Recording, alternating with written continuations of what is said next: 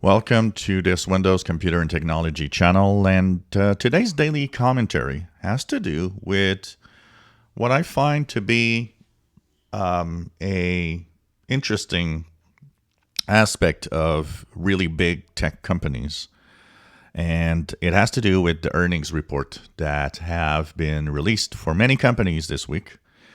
We're going to start with Microsoft earnings. 22% more to $45.3 billion is the reporting that they have. So net income of $20 billion on revenues of $45.3 billion. And I get that big companies need to make money. They spend a lot of money also in research and development and, all of that. But I am to a point where I'm starting to wonder how and why these companies grow so much. We all know that the bigger a company is, the more powerful it is, the more it is bullyish and kind of does what it wants. And, there are limits to these big tech companies to always growing and growing. It gets to a point where you're wondering, how can a company that is so huge profit or have revenue going up so much? And it's all sorts of different things. Like on the Microsoft side, there's Azure cloud revenues that are growing 50%, and there's commercial revenue of Office and stuff like that up 23%. Consumers stuff also up 10%. One of the interesting aspects of the Microsoft revenue is that Windows revenues from PC makers grew 10%. And that's not even half of the story because they haven't released Windows 11 revenue in there. They're waiting for the next announcement. So, this is pretty crazy.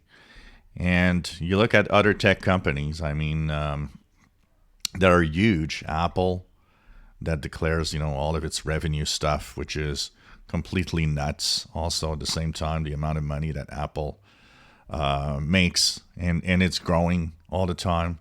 Google revenue growing by 41% to $65 billion. That's crazy. Samsung revenue, it's $63 billion.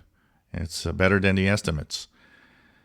Isn't there a limit where maybe people are tired of kind of being screwed by big tech companies and big companies in general? And what is probably the worst of all of this? Because I know that it's a world driven by money and driven by, the stock market. And of course, for the shares of the companies to get higher, you need to make more money. But when more money means, first of all, every time I see this, I'm always appalled at the fact that companies' stock will rise after they say to 20,000 employees, well, you have no job no more. That is appalling for me. It's something that I look at and I'm like, what BS all of this is. And I understand that they want to grow more because they want to have more market value and all of that. But in the end, where I have no problem about this is if they would pay their fair share of income tax, which they don't. And if a company would make $100 billion but pay $25 billion in income tax, I wouldn't be as ranting as much, I would say, maybe with all of these big tech companies making money. Because a lot of it would come back to us as, income tax, which helps everybody, including the poor with, social programs and all. What is the biggest slap in the face for all of us, I think, is the fact that these big companies are making so much money and paying pretty much nothing in income tax to anyone, any government. And that should not be.